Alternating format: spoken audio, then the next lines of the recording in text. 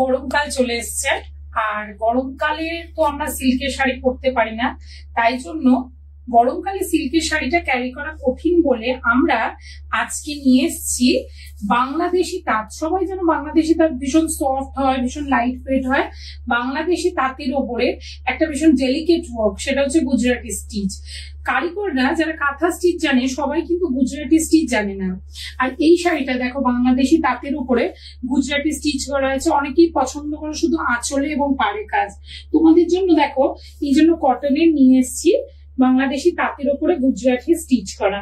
আর এই শাড়িটার সাথে থাকছে একটা কন্ট্রাস্ট করা ব্লাউজ পিস। দেখো এই ব্লাউজ পিসটা, ঠিক আছে, এই ব্লাউজ পিসটা থাকছে semi all over. Semi all over মানে তোমরা জানো পিঠে এই কাজটা পড়বে।